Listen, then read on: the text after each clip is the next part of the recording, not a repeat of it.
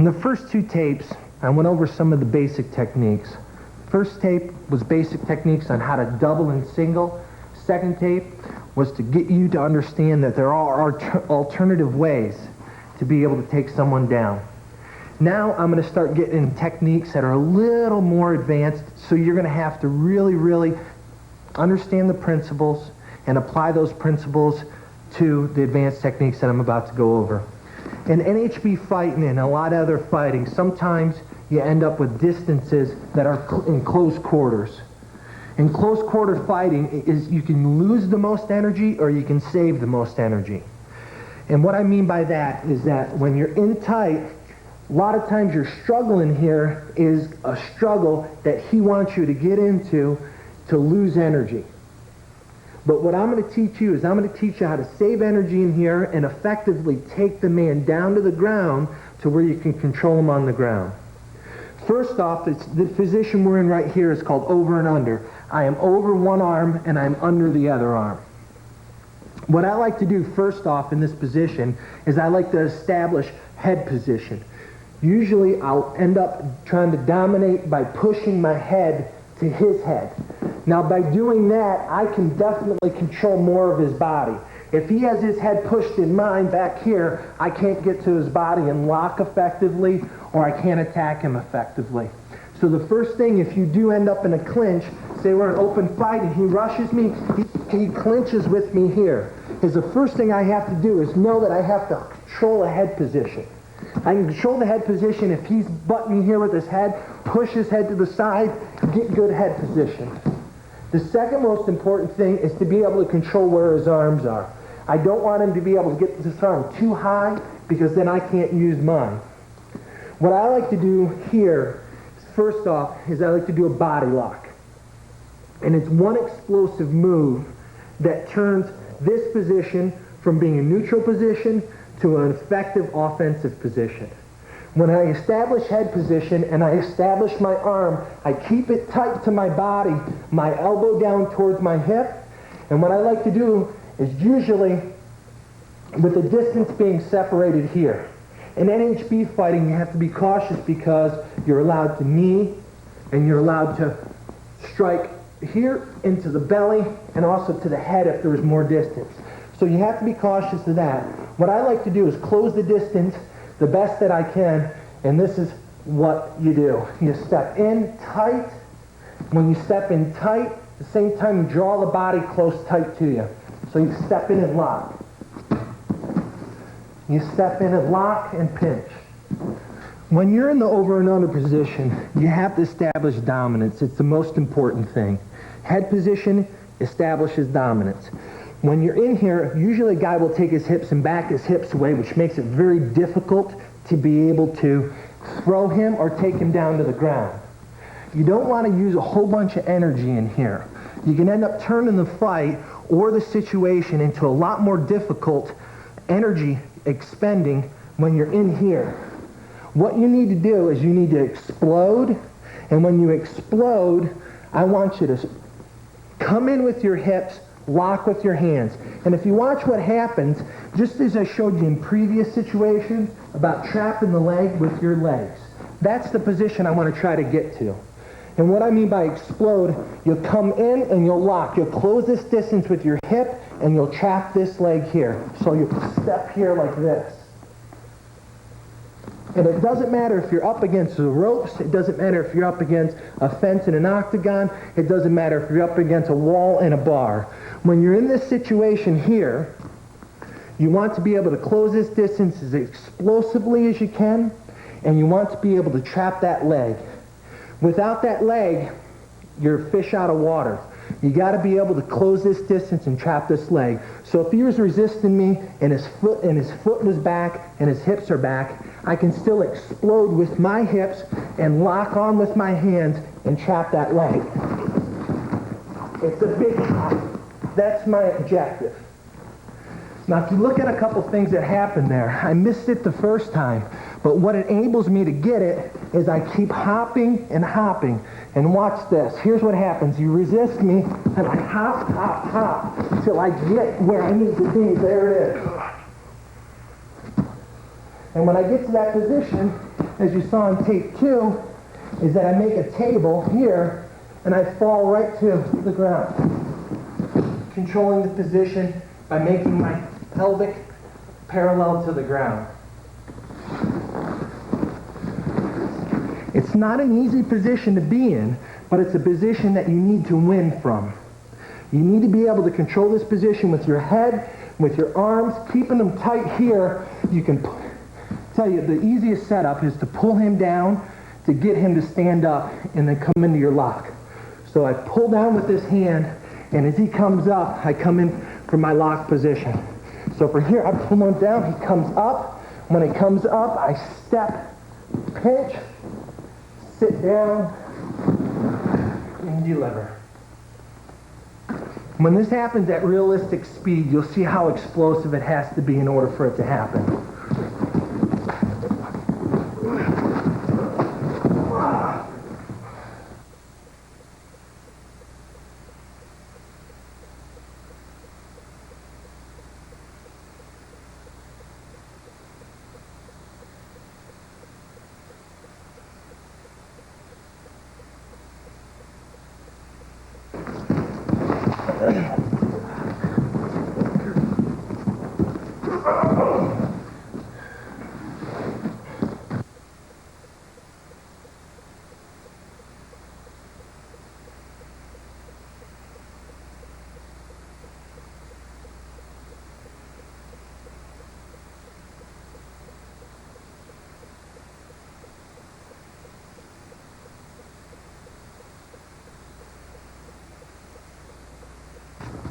Another opportunity you have when you're in over and unders, the reason why I place emphasis on control is you want to control his ability to be able to strike you, his ability to be able to move, and everything else. If I'm in here tight and I have good head position, I'm blocking this arm and I'm blocking that arm, the only thing I have to worry about is whether or not he can strike with his knees. And I can block those as they come up. I'm still in control. I can still generate offense out of this position. I just showed you a step lock to here to a pinch. Now another opportunity that you have is you have it trip. And it's pretty easy and effective. Is that I'm going to take this arm and I'm going to pull this arm and I'm going to push with this. So it's I'm pulling and I'm pushing. And the object is to get him to step with this leg. And when I step with this leg, when he steps, he creates an opening. When he creates that opening, I step in and I'm going to trip. Now it's the same explosiveness that you use with a body lock. If we're standing here and he's resistant, I pull him, he takes that big step, he opens up. When he opens up, I step through. When I step through, I want to turn and hook and straight down to the ground. Now if you look at what makes it work, through all of the techniques that I've showed you, when I finish on the ground, I finish with my pelvic parallel to the ground, with both knees a good base. It's the same thing when he's here. When he's standing up with me, to the arm that I have that he's underhooked on, I'm overhooked on. I want to weight that arm down, it weights that leg so he can't move it. And also I push, weight that leg down, I step through. When I step through, I'm giving him my hips, but I'm exploding. And I step through and I explode down. And if you look at when I hit the ground, I keep my hands posted so he can't roll. My legs are out, and I'm ready to go on to the next position. Once again, it's a must to control, to watch here for the knees. I can set him up like me and him on the other side. He doesn't want that. He changes his feet position. When he changes it and pulls it in, I'm going to inside trip here. It's a great effective tool to use when you're in tight quarters because you are limited in what you can do offensively. But the techniques that you use in the body lock and the inside trip, they'll help you to be able to create a position that's neutral or to your disadvantage to turn it into your advantage. And it doesn't matter where it is, in the octagon, in the ring, or on the street. These are effective tools to use.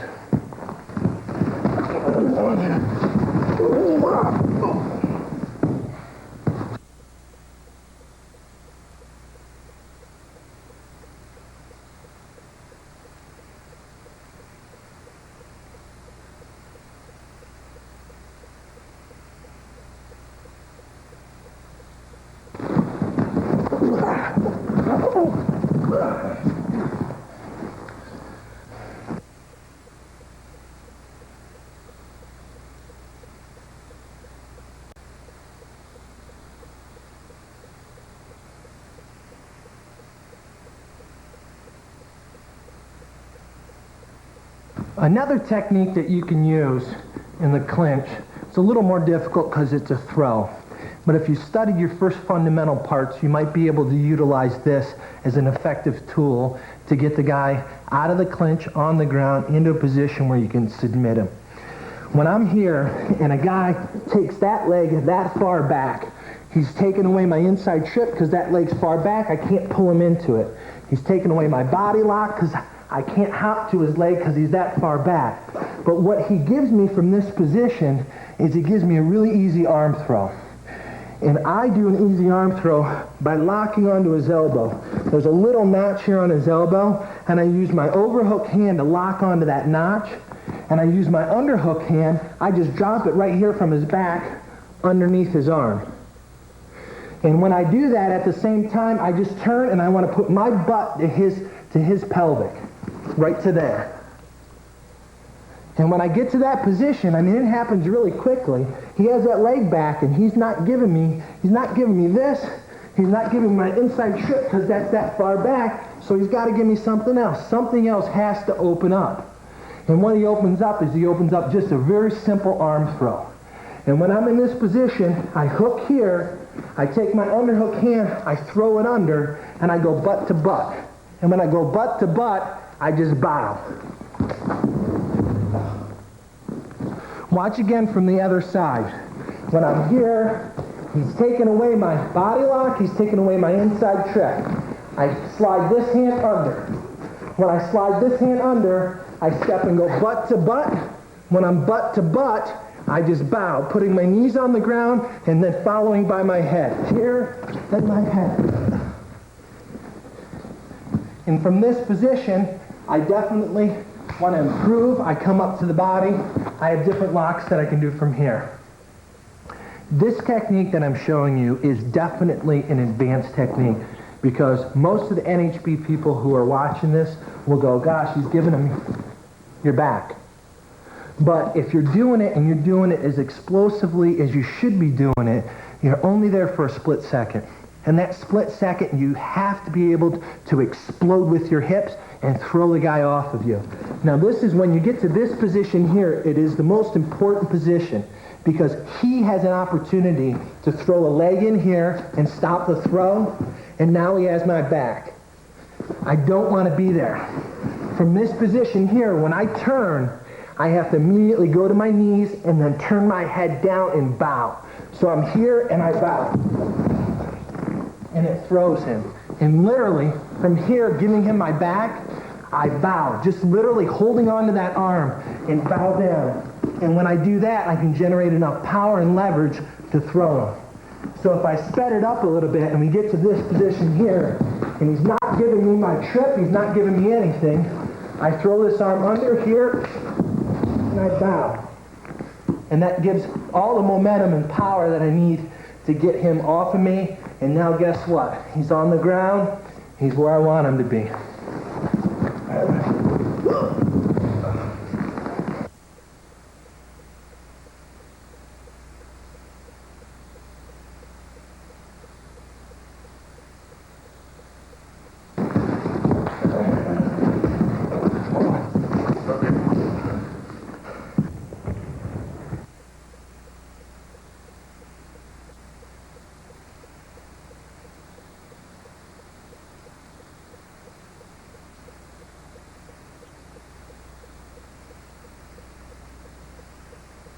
Another technique that you can use when you're in the over and unders and a guy is taking his hips far enough away from you to where you can't utilize your inside trip or your body lock And it's difficult to be able to arm spin because he's trapping this arm in. He's really trapping this arm in, and you can't clear it to be able to arm spin. A technique that I like to use, really simple, if he's taking that leg so far back, is use a little foot sweep. What you got to do to make this work is you have to pull with the arm that he has trapped, and you have to block with the other hand. And at the same time when you do that, all you have to do is just hook this foot, and he falls over it. It's like if I stepped on this foot and I pushed him to the side, he'd fall over. Same principle, except to get a little oomph on it, what you're going to do is you're going to get the motion. He pushes a little bit. He has that foot back where he can't do much. I'm going to block, I'm going to rotate, and I'm going to pick. And he falls right over. But the effective part that makes this really, really useful is if he takes away the options that you have to be able to execute an offensive hold in here.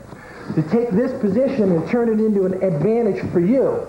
He's not letting you body lock. You can't get to it. You can't inside trip him. He's not letting that arm loose. Well, you got to keep continuing. You want to pull on this, you want to push on this, and you want to pick his foot. You don't even have to look down. You know it's going to be there. You know he has to be standing on something. And what you do is you hit and you rotate. Here. Right down to the ground. Now you're in position to control him. And you notice again, I'm flat, I'm posted, and I'm ready to go ahead and continue in the fight. Again, from over and under position, if he's taking away all the other options, the underhook side has to pull heavy because it really weights that foot even more. And if he's this staggered with this foot back, what you need to do from here is you need to block here. And if you look, I trap his elbow too. I punch and I block. And when I punch and I block, I step with my foot and I rotate. And when I do this, I'm rotating him over his foot. I'm posting his foot with my foot. And I rotate, punch, and follow him down to the ground. And from this position, I'm always squaring myself up right away. I'm always posting my hand. I don't want to get in a scramble situation on the ground when I can control it right off the bat.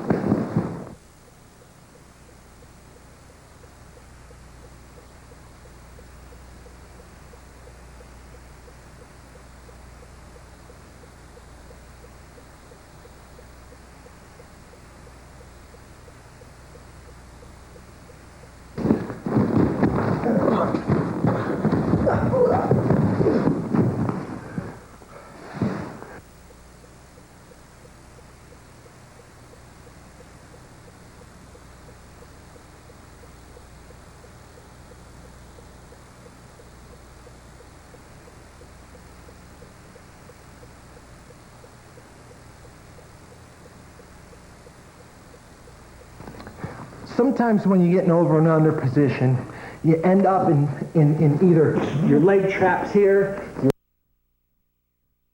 which will go over. Sometimes you lose position, sometimes you end up getting here. For him, he is in an advantageous position because he has a lot more power to suck my hips in, and once he gets my hips in center of gravity off balance, it's a lot easier to be able to take me down to the ground. In competitions, NHB, I've never been taken down to the ground. I've been in a variety of positions, and I'm going to show you right now what's a really advanced technique in which by this point you should have a good feel for what you can and cannot do. So this technique right here, it's another throw. It's similar to the arm throw, except this time what happens is I'm going to lock both hands. I'm going to lock both hands. Now, he's already thinking, oh man, I got him in a good position. Now what happens here is if you watch my feet, I'm going to walk my feet in. I want to split his legs open. I want to split his legs open. And at the same time, I'm pulling his body tight to mine. So he's here, and at the same time, I pull his body tight. Now I'm in control of the position. And what I like to do from here is I like to load him up, and I like to pop him. And what I mean by that is he's here, is I load him up here. Now guess what? He's going to go for a little ride. Okay? He takes a position where it's an advantage from him. I get aggressive in this position. I get proactive. I lock him up. And when I lock him up, I throw him back. Okay? One more time. Is when he's in here, lost position. He gets aggressive. Now I turn proactive. I lock him up tight. And from here, I throw him. And that's where I want to be. This hold right here, this technique, taking a double over situation and turning it to your advantage. There's a couple things you have to be aware of. Is that one is you have to make a commitment, a full commitment to do it. And the second part is in practice, you have to be very, very much aware of your partner. And those two things in mind, if you make the commitment and you're pulling in and you're locking him tight and you're arching and throwing him, you can turn this position into an offensive position. And a lot of people think that, man, if he's double overs, I'm in a lot of trouble. And of course, in any other circumstances, you would be. But if you do the technique right, and you lock a hold of him, and you step up and walk your legs up to him, you're going to turn it into an offensive position for you. So once again for you, is you lock here, tight. I'm locked tight. And when I lock tight, I pop my hips, I walk him in, pop him, and let him go. So right from here, I walk in and let him go. Except normally, if it was real, it's my training partner, so I like him. So I want to be able to cover him and stay on top of him. We'll look at this again from this angle. And if you look at it from this angle, there's a couple inside secrets I can do. I take my knuckles and I turn them, and when I turn them, I lock and push away. See that right there? Lock right either on his sternum or I lock right on his diaphragm. And when I step in for the throw, I'm stepping in and I'm locking him tight. With my hands balled, I can do that. And with an opponent, with my training partner, I don't do it. With my opponent in HB, if he thinks that he's going to suck my hips in the second that he starts to walk his hips in like he wants to bear hug me, is when he's setting himself up for the throw. So if his hips are away and he's coming in and he wants it, I let him have it. In the real fighting, I hold on to him and I stay locked to him. And I'm right on top of him and I become his worst nightmare. Sometimes when you're in the over and under, I just showed you that you can get aggressive in here. Not always do you win every fight that you're in these positions. Sometimes you end up getting in a position where the guy ends up sliding, scooting behind you. I go to commit, the guy slides his head under, and he scoots behind me. Now I have to be careful in this position because there's a couple things that can happen. If we were in the octagon and we had a fence in front of us, we're in a ring, we had a rope, or in any situation where this is happening, I have to be careful that A, I don't get lifted off the ground like that. I have lost position. What I need to do to protect against that is I hook my feet into his feet. He can't lift himself off the ground. If you look really carefully down here, I can hook either side. He can't lift me off the ground. Can't lift. He can try to pop me and lift me. Can't lift me off the ground. Now from here, I can still maintain good position. I can also execute offensive position. Like I've said continually from the beginning all the way till now to the advanced, I want to be proactive. I want to make him react to me. I want to be the aggressor in the situation, but also I want to be patient. There's a fine line between that being proactive, creating offense, and being patient. I take the opportunities when they present themselves. From this position here, what I like to do is I like to trap and arm. Just trap one side. It doesn't matter what side. I'm going to trap this arm. I don't want him to be able to have free hands where he can come up, start reaching around, maybe get a choke on me, take and get whatever hold he's trying to get. I want to control the situation. I trap one arm. I force that arm down to my hip. Force it right down to my hip. And then what I do is I do a cross scissors step here. I just cross my legs, and when I cross them, I'm going to try to get this knee to the back of his leg. Right here. Now we're right back to where we were before. In this position, I just create a table, and I make him fall over the table. It's the same thing when we were in over and unders before, and I did a body lock. I created a table. Now he just falls over the table. Well, the same position exists here. When he's here, I take one big cross step back and I create a table right there. And what I do to make it work is I take the hand that I trapped and I pull it, and then I just fall down. I just took a potentially dangerous position and I turned it into an advantageous position for me. I took a position that he would look at like I got his back, and I turned it into an offensive position for me. I took an advantage of a position that for him, most people would think that he was the one that was in the better position. Once again, to make it work, I have to be able to, and even if his hips are tight, it might take 1 or 2 tries to force my legs back there. But the idea is I trap this hand. I trap this hand, and he's locked on. I might have to fake him and fake him back, all the while being totally aware that he can lift me, blocking against his lift. And what I do is I step back that big step, I make that table, and then if I really, really pop my hips into him, I can create a lot of air. So right from here back, and I go down to the ground, and then controlling the position.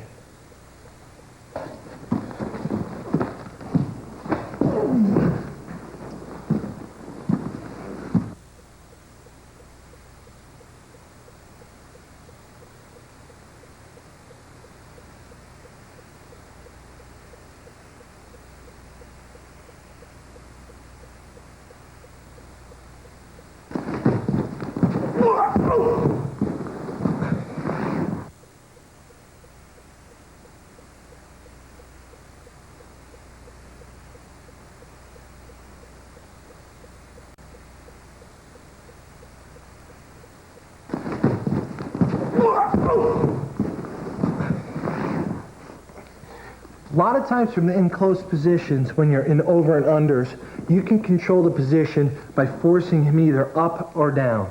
And what I mean by that is either you're going to force him to stand up with you, or you can force him down. Okay? A little technique that I use is with my underhook side here, is I use a skip step, a little fake step in. And that's to get him to react, to think that either I'm going to come in with my hips, or that I'm going to lock him up and throw him. What I utilize here is I use a skip step. We're in here tight, we're fighting away. What I like to do is I like to skip step in, just fake like that. He gets a reaction. And with that reaction, it creates a little bit of space. And with that space, what I like to do is take his head, stuff his head down. So right from here, I skip step in, and then I push here, and I put his head underneath my arm. I go here, then to here. Now I'm in control. I'm totally in control of this position. So if you look at it again, we're in here tight, over and under position here. I skip step in to fake. Skip step in, bang him on the head, set his head underneath my armpit. I don't set it, I bang it underneath my armpit. So it's right from here, skip step, here. Now you notice what his natural reaction was. His natural reaction was to reach down and grab my leg. And I'm glad that he did it, because what happens is you got to be careful in this position when you snap him down that you're not pulling him into your legs. What I'm doing is I'm lowering my level with him in order to block him from coming in. But what I want is I want to control his head. So we're here. I skip step, pull him down, and when I pull him down, I'm bringing all my body weight down and pulling my legs back as well.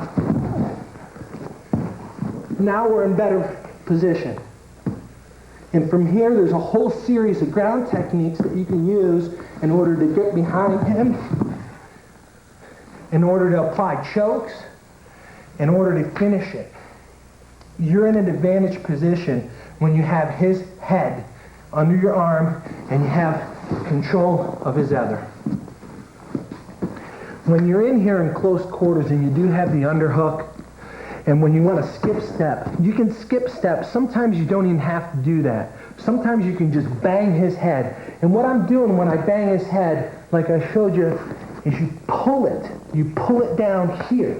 And see how I'm rotating? I'm pulling and rotating here. But at the same time that I'm doing this, I'm lowering my level. I don't want him to have control of this position. I'm controlling the position. I'm the one that takes charge. So I have an underhook here. I skip step. That's if we're in close here. I skip step to create a little space. Rotating down here, pulling him down. From here, I'm totally in control. Here. Now if you look at it from the other way, you'll see a slight adjustment that I make with my arm. I'm underhooked here. I bang him down. I skip step. I bang him down here. And then what I do from here is as I'm pulling him down, I change it to an overhook. So as I pull him down here, I change it to an overhook here. And if you can look at where I'm grabbing his chin and I'm grabbing his armpit. That's where I want control. I have total control of him in here.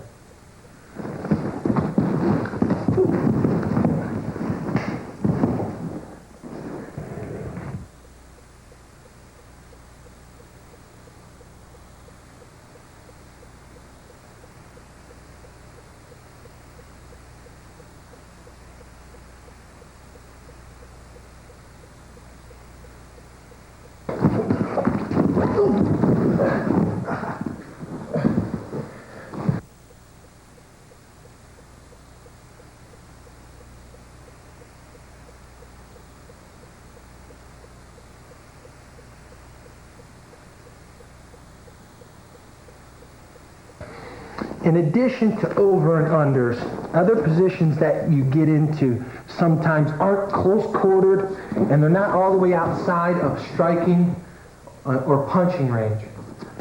Sometimes you get into positions where you're in tight like this. And you see it, if you're an NHB fan, I'm sure you've seen every fathomable position. You can be in close ear to ear, guys are exchanging knees, elbows, or some guys not even punching in here. My idea, like I have said continually through this series, is that you have to remain offensive. You have to be proactive. And part of that mentality is looking at every situation, no matter what it is, and looking at it as an opportunity.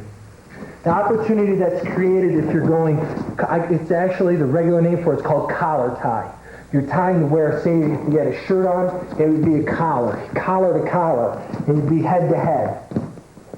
From this position here, what I like to use is I like to use a shrug. And I'll turn you this way so you can see what I'm doing. A shrug from this position is I want to punch his arm. Literally, I'm making a fist, and I'm punching his arm. And when I punch his arm, I'm stepping into his body.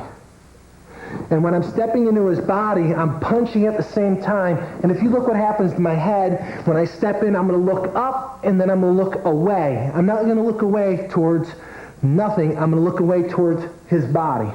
So I want to step in, punch, and look away. And it rotates him all the way over. I'll show you from the other side. And it gets a lot smoother the more you practice it. I mean, I literally have practiced this thousands of times. And it works really well when a guy creates pressure in here, because what I like to do is I like to push him down, and as he stands up, I'm going to shrug this arm by and it clears him by. Making a fist, and I step inside his legs, and when I step inside his legs, I punch that arm and I clear it by. Now if you look at what happens, I can do it in slow-mo here, really slow, is I'm looking, punching, letting that arm come by. Now if you look at the important thing here, look what I'm left with. Right here. And as we get on the ground techniques, I'll show you a variety of chokes from in here to where you can really, really immobilize your opponent, choke him, and all that good stuff. So right now though, we need to concentrate on this position. This position here, touch position. When we're in this position, think offense. Head to head here, you want to punch with this hand right on his tricep. With his tricep, punch it, look away, and step between his legs. So I'm stepping between his legs, I'm looking away and punching at the same time.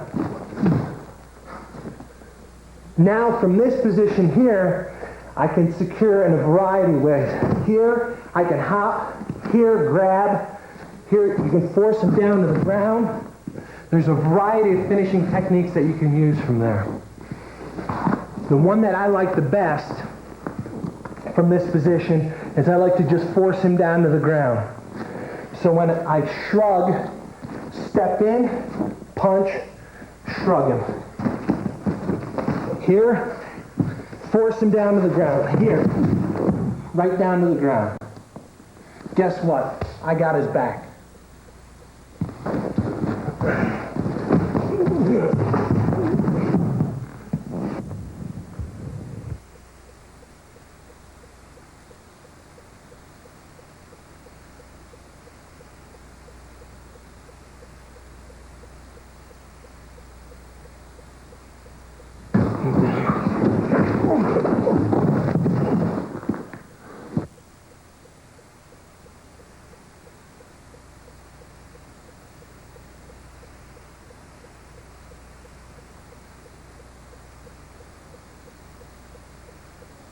Sometimes from this position, as well as being collar to collar, you can be away, guy can be posted on you. If a guy's posted on you, you can control that post you can actually remove that post by posting your own hand against his. And what I'm doing when I do that is I stop him from lowering that to block me.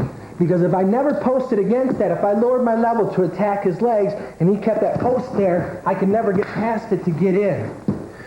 What I like to do is I like to post this hand. If it's on me and he's keeping me away with it, I like to post this hand right above the elbow joint. And when I do that, I take my free hand and I attack his leg. So I post the elbow here and I attack his leg. Now, if you look at the transition, what happens, the second that I post, I don't hold it. I just post it for a second. And when I do that, I take my free hand and I attack his legs. So if we're in here and he's posting me really hard, I just tap that and I lower my level. It stops him from being able to push me away when I lower my level. So we're here, I post it, I attack him, and then I finish with the techniques that we saw from the fundamental tape. So I'll show it to you again. Post above the elbow, because if I post below the elbow, obviously, when we went over the reshots, and I showed you when you stop the shot with your forearm shivers, you're going to be able to stop the shot the same way here. If I post him right here, he's going to fold it in and stop my shot. If I post him above the elbow, he's going to be able to do nothing. So here we go. He's posting on me. I lower my level and post his arm. And when I do that, I attack his leg with my free hand. And if you notice my position here, I don't go down to a knee. I'm attacking him right where that zone is that I talked about earlier about fitting into. I'm attacking him right here, right behind his legs, and I finish it. I can finish it in a variety of ways. I'm in perfect position to pick him up, or I can finish it by knocking him down, but yet still controlling the position.